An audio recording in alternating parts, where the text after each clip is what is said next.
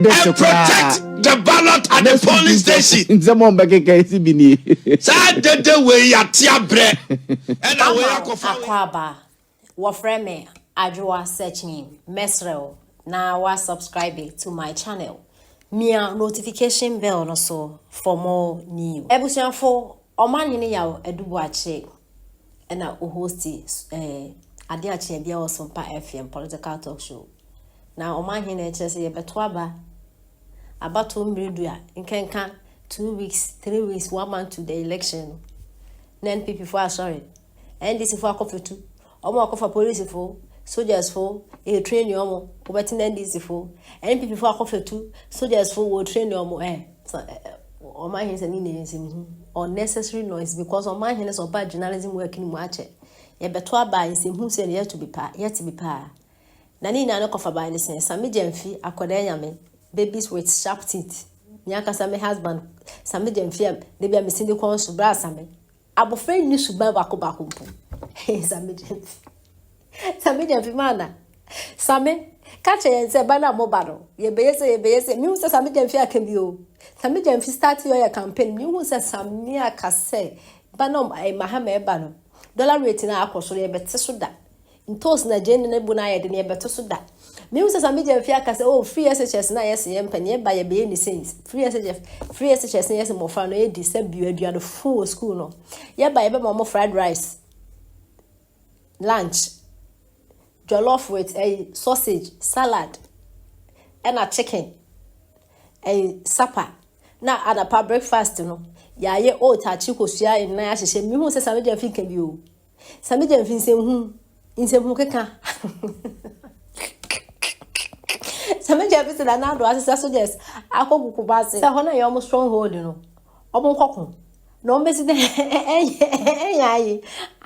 enya vote wo as no be one chance Sammy Gyamfi do a press conference minim so de hu hie mu na ya to aba mendi so bra Sammy ka to se ndi se to aba momunde no chena Sammy Gyamfi NDC fumumbo say campaign ya mwa ya kire for the past 2 years na mode bade na muntumi na moboa because se ba mo kan no se ye de to nsane ani na ya hwe nsan wa penda da ma ha ma keka kire ya ba pe ba list just say anyam pe wa to amayen na is about the economy stupid na mo nto aba na ma mo nkokọ nkosua e na de ade ko Sammy Gyamfi ye do bibia say ya de beto ama na aba na ma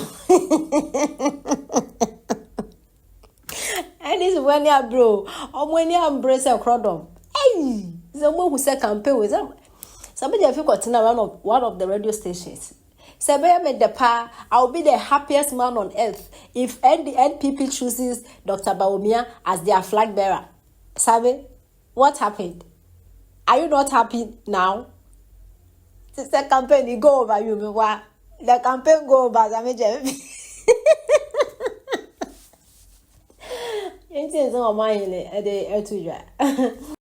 Gone. It's in another the number has command. Head of command no one sound fomented trouble. Na me bow. Yow. So baby if you are in a glass house, will you throw stones? If you are living in a glass house. Ashanti region high MPP stronghold no. Brigadier me fomented trouble. So omewiem free Ashanti region. How? O say nanadwa the inch of the Brigadier General Michael Opokuba. Omebua no na MPP wiem. Omebua MPP. How is the Brigadier going to help MPP in stealing the election? How? Ashanti region. Yow. Brigadier dey no betima ye dey wi abanim.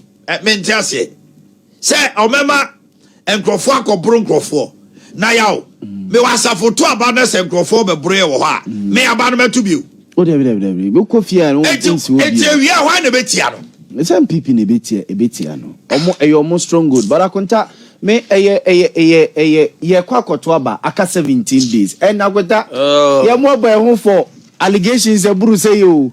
Obeka ya 2016 kwakoto aba Yow, from 2008, 2012, one MPP for allegation, ye training forward to Charlay, any a chance a jungle, Bondaze, Obi or power, opposition say, a incumbent, no a training for, so da, ye, Bibri, Ebeba Bonte, Okaya 2012, 2016, you say, or more, or the two be free crime. I must say.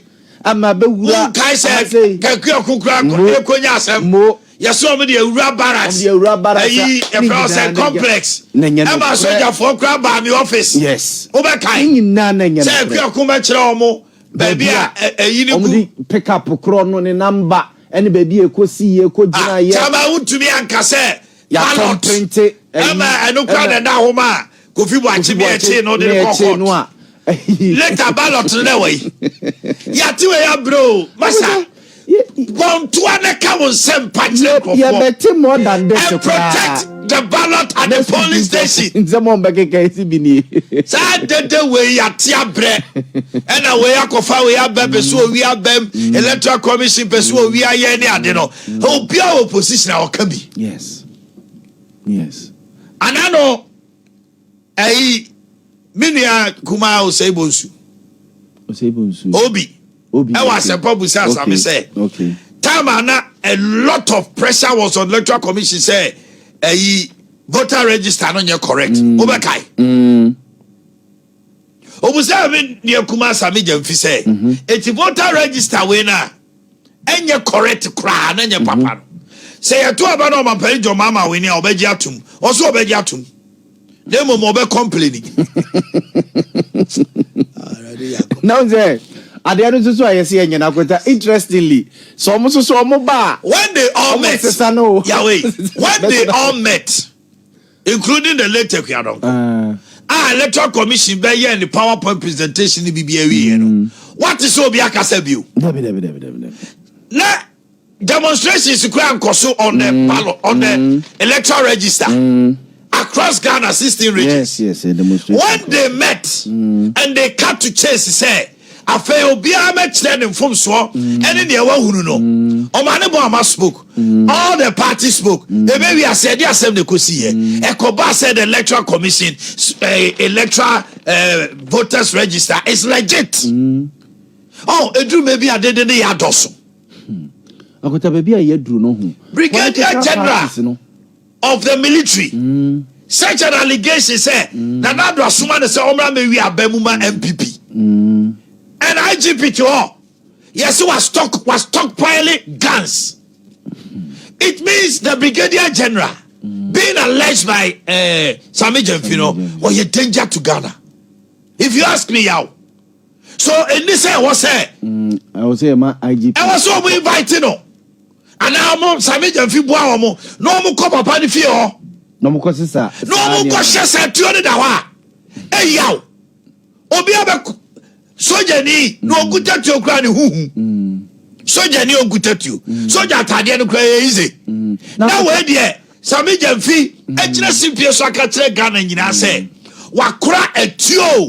Eh yaw asabe na akai. Na kuta elections we obi say obeko ana obi say obeko akoye gidigidi wo ho ana. Menya so ze one boys ni di nkomo akonta.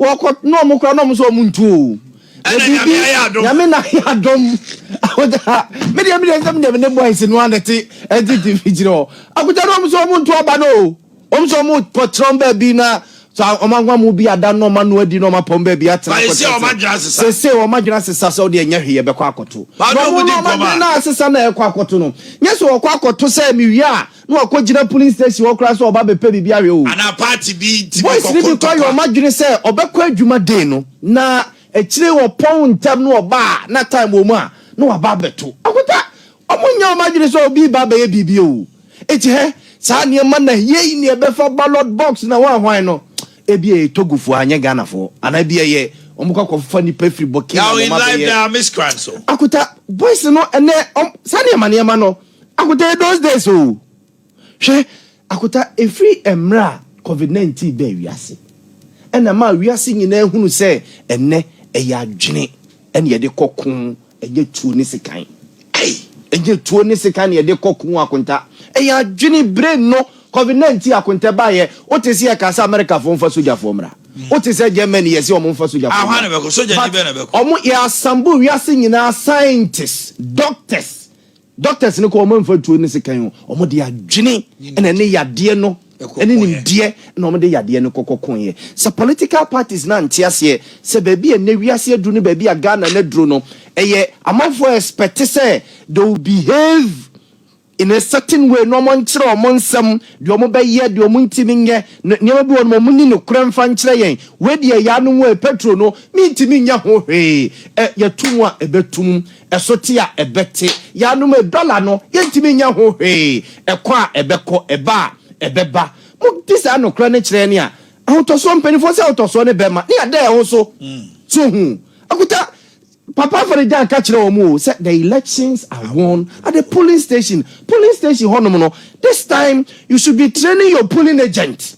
Kwaya, Papa for the Jan Crocker say 207 270. Obos are dear way 270 into chum natural 207 and 270. That's all natural and 27. That's all Bakwa 270. This time parties no emo money training of their agent ho.